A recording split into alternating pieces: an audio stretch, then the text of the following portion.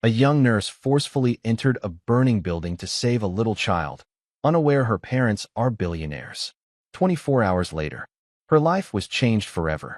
Emily Carter pulled off her scrubs with a weary sigh, her arms feeling like dead weights after a brutal 12-hour shift. She was ready to go home that cold evening, unaware of what would unfold that night. Dragging herself toward the exit, Emily pushed through the heavy double doors and stepped into the cool night air. Her car sat alone under a dim street lamp at the edge of the parking lot. Emily's feet dragged against the pavement as she made her way toward it. Her hand was on the door handle when a sudden burst of orange light flashed across the sky. Emily's eyes snapped toward the source. In the distance, just beyond the hospital parking lot, flames were licking at the night sky. Bright tendrils of fire stretched upward, casting a haunting glow over the dark skyline. Sirens blared, cutting through the quiet hum of the city. Her heart quickened, pounding painfully against her ribcage. "What the hell?" she murmured, stepping away from her car. A loud explosion erupted in the distance, followed by the unmistakable sound of glass shattering. The fire was spreading fast. A growing sense of unease crawled up Emily's spine. She stood frozen, her mind at war with itself. Every rational part of her screamed to turn away, to get in her car and drive home. This wasn't her responsibility. Firefighters were already on the scene. She could hear their voices over the sirens. But then she heard something else, a scream. It was faint at first, almost lost beneath the wail of the sirens. But then it sharpened into something unmistakable, raw and primal. A woman's voice, filled with terror. My baby is inside." Emily's chest tightened. Her eyes narrowed toward the burning house. In the chaos, a woman stood on the front lawn, her face twisted with desperation. Two firefighters were holding her back as she screamed and thrashed against them, tears streaking her soot-covered cheeks. "Please," the woman screamed. "Someone help." A firefighter shook his head. "It's too dangerous," he shouted over the noise. "We can't go in yet. The structure's unstable." Emily's feet moved before her mind caught up. "Ma'am, stop," a firefighter yelled as Emily pushed past the barricade. She barely heard him. Adrenaline was already coursing through her veins, drowning out the exhaustion that had weighed her down moments ago. She could hear the woman's screams, the hungry crackle of the fire, the steady pounding of her heart in her ears. Her medical training kicked in as her focus narrowed. The situation was life-threatening. A child was trapped inside. No time to think, only to act. Emily crossed the threshold of the burning house. The heat hit her like a wall, sucking the air from her lungs. Smoke curled through the air, stinging her eyes and throat. The floor beneath her feet groaned, unstable from the growing fire. "Hello," she called out, her voice strained and rough. No answer, just the roar of the flames. Emily crouched low, remembering her training. The smoke was thicker at head level, so she dropped to her knees and crawled forward. Her heart slammed in her chest as she scanned the room. The walls were glowing orange, the fire spreading rapidly across the ceiling. A beam above her head splintered, and a burst of sparks rained down, singing the back of her hand. She flinched, but kept moving. "Where are you?" she shouted through the smoke. A weak, high-pitched sound reached her ears, a soft cry. Emily's head snapped toward the sound. She pushed through a doorway and spotted a small figure under a table. A little girl, maybe 2 years old, was curled into a ball, clutching a stuffed rabbit. Her tiny body was shaking. "Hey, sweetheart," Emily said softly, inching toward her. "It's okay. I'm here." The child looked up with wide, tear-filled eyes. Emily reached for her. "Come on, baby. Let's get you out of here." The little girl hesitated, clutching her rabbit tighter. A loud crack echoed through the room as a piece of the ceiling crashed down nearby. Emily lunged forward, shielding the child with her body. "I've got you," Emily whispered. "We're going to be okay." Summoning every ounce of strength she had left, Emily scooped the child into her arms. Her muscles screamed in protest as she stood, but she ignored the pain. Flames curled toward them, smoke swirling like a dark cloud. A figure appeared in the distance, a firefighter at the front door. "This way," he shouted. Emily ran, cradling the child against her chest. A flaming beam fell just inches behind her as she crossed the threshold. Strong hands grabbed her shoulders, pulling her out.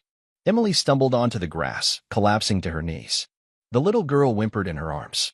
The firefighter pulled the child from her and handed her to the crying mother. Emily lay gasping on the ground, her chest heaving. Her vision blurred as her adrenaline faded, exhaustion sweeping back in like a tidal wave. The sound of the mother's sobbing gratitude was the last thing she heard before the world faded to black. When she finally opened her eyes, it was morning already.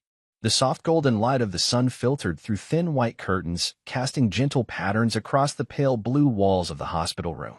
Emily Carter lay still for a moment, her body heavy and sore. A dull ache spread through her limbs as though her muscles had been wrung out and left to dry. She tried to lift her arm, but a sharp pain shot through her shoulder, making her wince. Her head throbbed, and her throat felt dry, but the steady hum of machines nearby grounded her in the moment. She turned her head slightly, the crisp white pillow beneath her head rustling. The smell of disinfectant and the low murmur of voices in the hallway reminded her where she was. Hospital. Of course.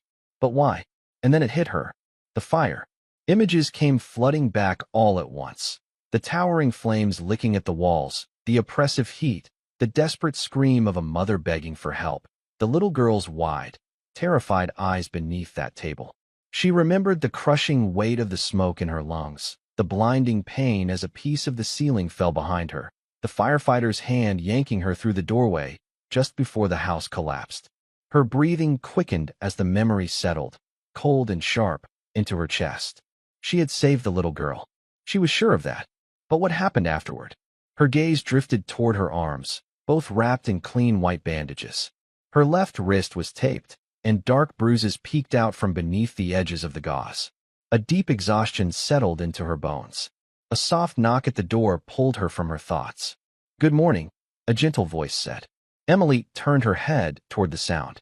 A young nurse with warm brown eyes and blonde hair tucked under a cap stepped into the room, holding a clipboard. She smiled. "You're awake. How are you feeling?" Emily's throat was too dry to respond, so she just nodded weakly. The nurse's smile deepened. "I'll get you some water in a minute. But first, you've got some visitors." Visitors? Emily's brows furrowed in confusion. Who would be visiting her? Before she could ask, the nurse stepped aside, and the door creaked open wider. Two couples entered the room. Emily's heart skipped. The woman who had been screaming outside the burning house was the first to approach. Gone was the wild desperation on her face. Now her expression was composed but fragile. Her eyes were red-rimmed, but her cheeks were dry. She was a beautiful woman, elegant in an understated way, wearing a simple cashmere sweater and pearl earrings. Her dark hair was swept back into a loose knot. She stepped toward Emily's bedside, her hands clasped tightly in front of her.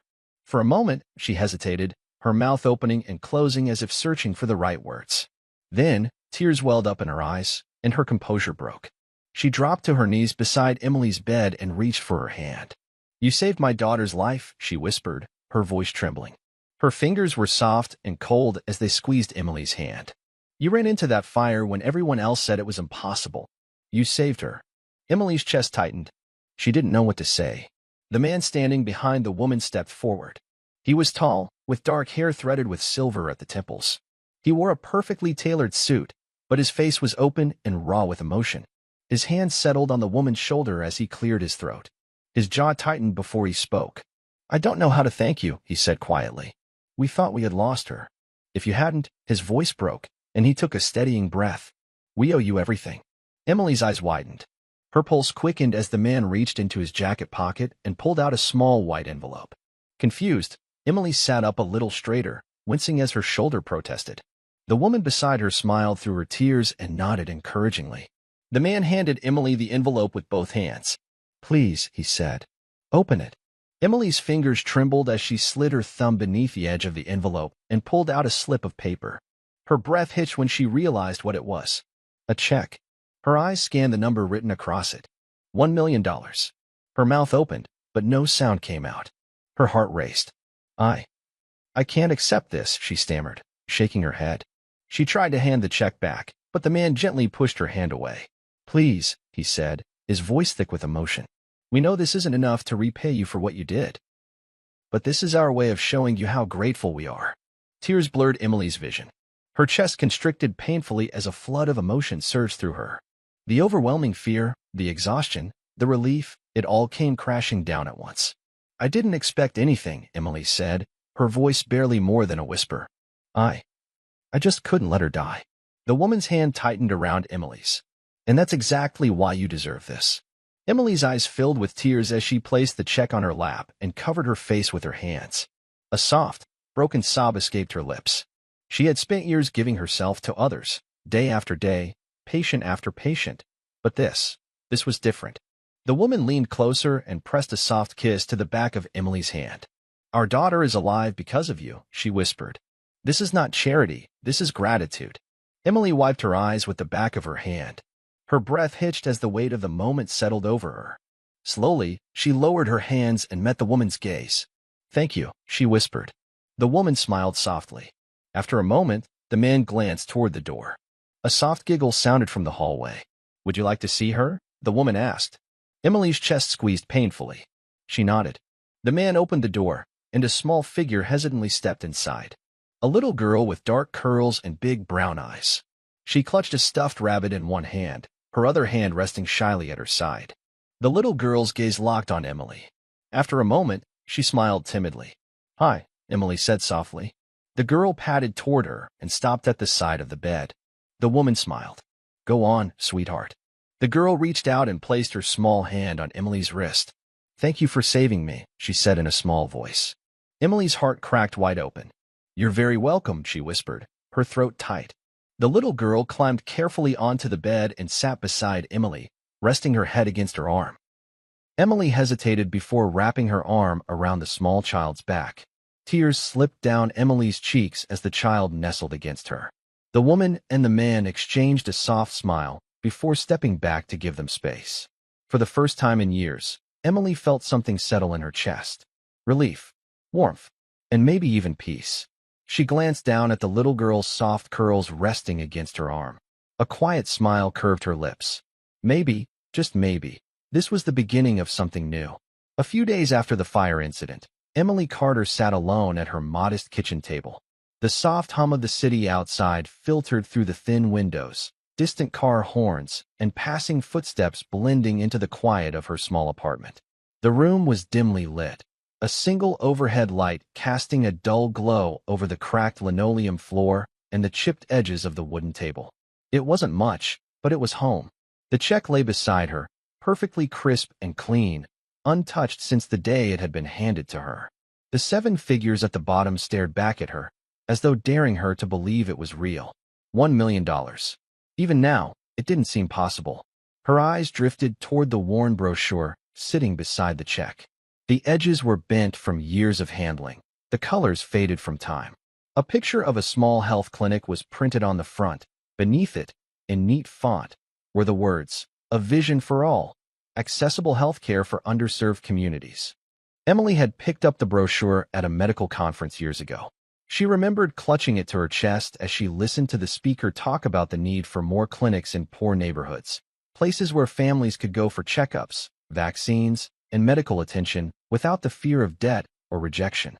It had sparked something deep in her, a quiet dream that had felt impossible at the time. How could she afford something like that? She had barely been able to cover her own rent. But now, Emily's fingers brushed the edge of the check. Her heart thudded painfully in her chest. Her phone buzzed on the table, and she pressed the speaker button without looking. Hey, Mom, she said, her voice soft. Her mother's warm voice crackled through the line. Hi, sweetheart. How are you feeling? Emily rubbed her temple. Tired. Sore. Her mother sighed on the other end. That's to be expected. You're lucky to be alive. I know. A long pause followed. Emily could hear the faint sound of a television in the background, the familiar hum of her childhood home. Then her mother's voice softened. Are you thinking about the money? Emily's gaze flicked to the check. Her throat tightened. I don't know what to do with it, Mom. It's too much. I wasn't expecting anything. I wasn't doing it for a reward. I know that, her mother said gently. That's why you deserve it. Emily swallowed the lump in her throat. But what if it's wrong to keep it? Her mother's voice sharpened, but there was kindness beneath it. Emily, you didn't steal it. They gave it to you because you saved their daughter's life. That's not something money can repay, but this is their way of showing gratitude.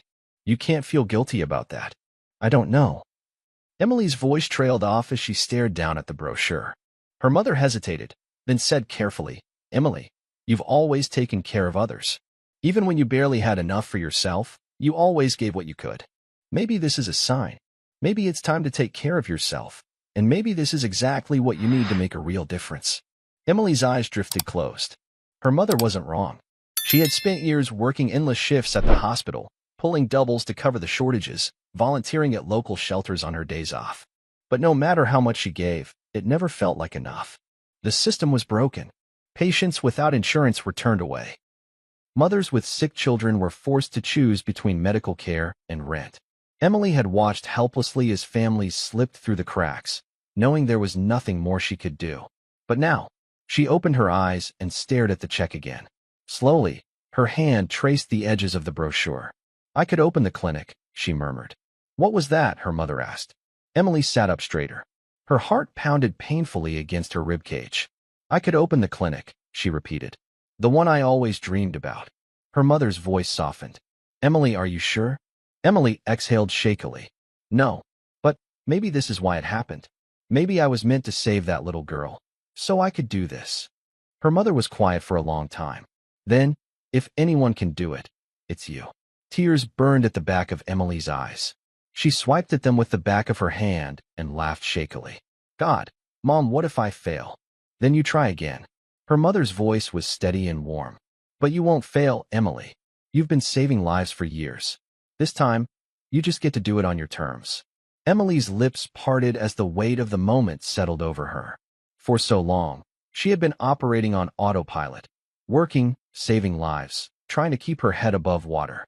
But now, for the first time, the path ahead didn't feel hopeless. "I need to think about it," Emily said. "Of course," her mother said. "Take your time." After a few more quiet words, Emily hung up. She sat at the table for a long time, the quiet hum of the city filling the room. Her eyes drifted back and forth between the check and the brochure. Slowly, her fingers traced the edge of the paper, the dream that had once felt so far away. Her mind drifted back to the little girl's face, the way she had nestled against Emily's arm at the hospital, the way her big brown eyes had widened in relief when she realized she was safe. Emily had saved her life, but how many others needed saving? How many more little girls were out there, living without access to proper medical care? Her chest tightened. The check sat heavy in her hand. $1 million. Enough to start a clinic. Enough to change lives. Emily picked up the brochure and held it carefully between her fingers. Her mind raced: location, permits, staffing. It would be hard, but she had already done the impossible once. She stood slowly, crossing the room to the small window overlooking the city. Her apartment was on the third floor of an old brick building. From here, she could see the hospital in the distance, the place where she had worked for so long. And beyond that, the neighborhoods where families struggled to get by, where medical bills were feared more than the illness itself. Emily pressed her fingers to the cool glass. A small smile pulled at the corner of her lips. She turned back toward the table and picked up the check. Then, with quiet determination, she folded the brochure carefully and tucked it into her purse. The decision had been made. Emily Carter wasn't just going to save lives anymore. She was going to change them. The sun was bright and golden, casting a warm glow over the crowd gathered in front of the newly renovated building. The white facade gleamed in the morning light, the fresh blue lettering above the entrance proudly displaying the words, "Carter Community Health Clinic." A soft breeze stirred the colorful balloons tied to the railings, their cheerful sway adding to the energy of the day. The hum of conversation and excited whispers filled the air as families, city officials, and members of the press gathered behind the velvet rope, waiting for the moment everyone had come to witness. Emily Carter stood at the entrance, dressed in a simple but elegant white dress. A large pair of silver scissors gleamed in her hands. Her heart was pounding in her chest, and she could feel the slight tremble in her fingers as she gripped the scissors tightly. She took a steadying breath, the crisp air filling her lungs. She looked out at the sea of faces. Some she recognized from the hospital, former patients, colleagues, and friends. But most were strangers, families from the neighborhood, people who had long struggled to afford health care, people who had gone without treatment because the system had failed them. Today, that was going to change. Just to the right of the stage stood the billionaire couple who had made it all possible. The man wore a tailored suit, and the woman was dressed in soft pastel colors, her hand resting protectively on the shoulder of their daughter. The little girl, dressed in a pale yellow dress, clutched a small stuffed bear in her arms. Her dark curls framed her round face, and her wide brown eyes were fixed on Emily with quiet admiration. Emily's gaze softened as she met the little girl's eyes. A small smile tugged at her lips. A local reporter raised his microphone. "Miss Carter, are you ready?" Emily's fingers tightened around the scissors. She exhaled slowly, then nodded. "Everyone," the mayor's voice boomed through the small speaker system. "It is my great pleasure to introduce Emily Carter, a true hero and the driving force behind this incredible clinic. Without her courage and vision, none of this would be possible." The crowd erupted into applause. Emily's cheeks flushed as she smiled.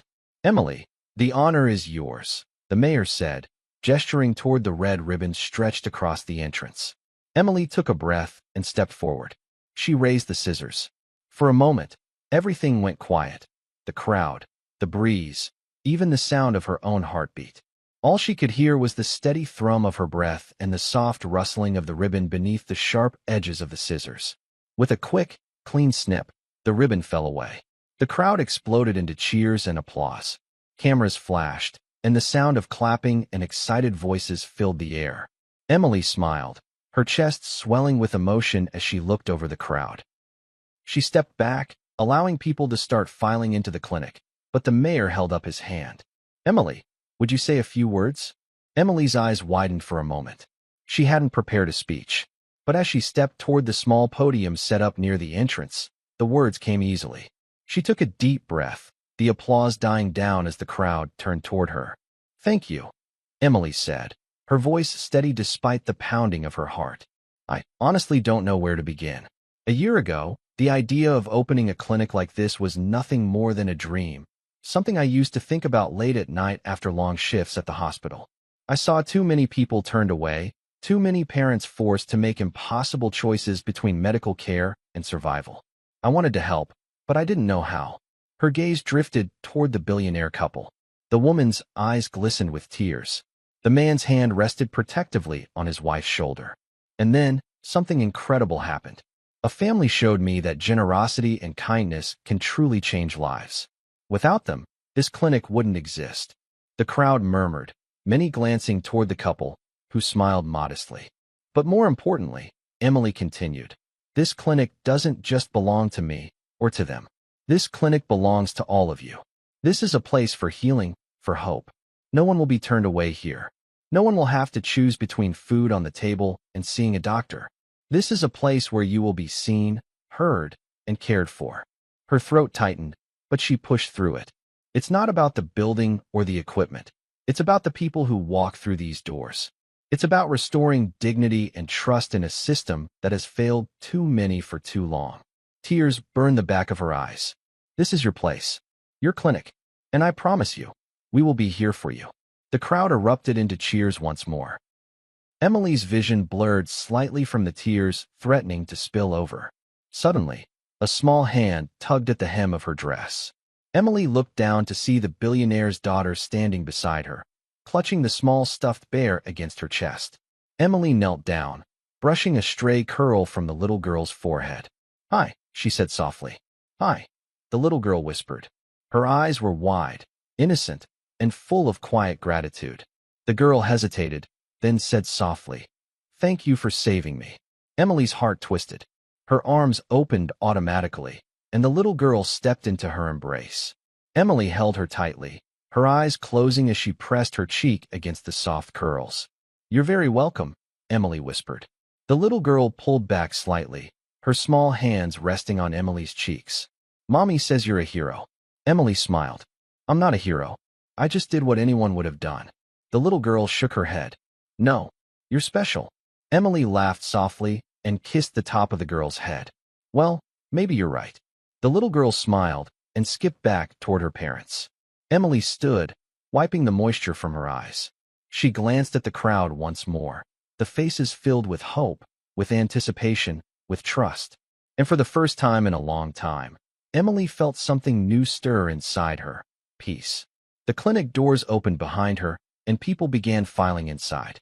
A woman with 2 young children, an elderly man leaning on a cane, a young couple holding hands. They all looked nervous at first, hesitant, but Emily saw relief flicker in their eyes as they stepped into the bright, welcoming space. Emily turned toward the building, taking a long breath. She had saved one life that night. But now, she had the chance to save so many more. She smiled as she stepped through the doors. The future was just beginning. Months had passed since the grand opening of the Carter Community Health Clinic, but for Emily, it still felt like a dream. Life had settled into a steady rhythm, early mornings at the clinic, long hours treating patients, and evenings spent poring over files and health reports. It was exhausting work, but every time she saw a relieved parent walking out with their child's hand in theirs or an elderly patient smiling after a long-awaited diagnosis, Emily knew it was worth it. Today was one of those rare afternoons where she allowed herself to step away from the clinic and breathe. The park was quiet except for the distant sound of children's laughter echoing through the crisp autumn air. Emily sat on a weathered wooden bench, her hands folded in her lap. Sunlight filtered through the rust-colored leaves of the maple trees overhead, casting dappled shadows across the grass. Her eyes softened as she watched a group of children playing tag near the swing set. Their carefree giggles reminded her why she had fought so hard to make the clinic a reality. Every life saved, every family helped. It all came back to that night when she made the choice to run toward the flames instead of away from them. Footsteps crunched on the gravel path behind her. Emily glanced up to see the billionaire couple approaching. The father was dressed in a casual jacket and jeans, his hands tucked into his pockets. The mother wore a soft cream sweater and a gentle smile. Between them, their daughter skipped ahead, her dark curls bouncing with each step. "Emily," the man said warmly as he sat down beside her on the bench. His gaze was steady, grateful. Emily smiled. "Hi." He leaned back, his arm resting on the back of the bench. "How's the clinic?" Emily's smile widened. "Busy, but exactly what I hoped for." Her eyes softened as she spoke. "We're seeing more patients every day. People who've gone years without health care finally have a place to turn. It's incredible." The mother sat down on Emily's other side, resting her hand gently on Emily's arm. "You gave us back our daughter," she said softly. "It's only right that we help you give back to others." Emily's throat tightened. She still remembered the terror in the mother's eyes that night, the raw, helpless fear as the flames consumed the house. Now, that fear had been replaced by peace and gratitude. Across the playground, the little girl shrieked with laughter as another child chased her around the swings. Her cheeks were flushed, her smile wide and full of life. Emily's chest tightened with warmth. The mother followed Emily's gaze. "She talks about you all the time, you know. Says you're her hero." Emily's eyes glistened. "I think she's the brave one." The father's voice was quiet but steady. "You changed our lives that night, but you didn't stop there. You're changing so many more now." Emily watched the little girl climb to the top of the slide, her laughter rising above the quiet rustle of the trees. A sense of quiet fulfillment settled over her. "I guess some things are just meant to be," Emily murmured. The father smiled. The mother squeezed Emily's hand. Across the playground, the little girl turned and waved toward Emily. Emily waved back, her heart swelling. Soft, hopeful music swelled in the background as the screen slowly began to fade to black. Emily sat back on the bench, her eyes lingering on the little girl's smile as the sunlight filtered through the trees. The future was bright, and for the first time in a long time, Emily knew she was exactly where she was meant to be.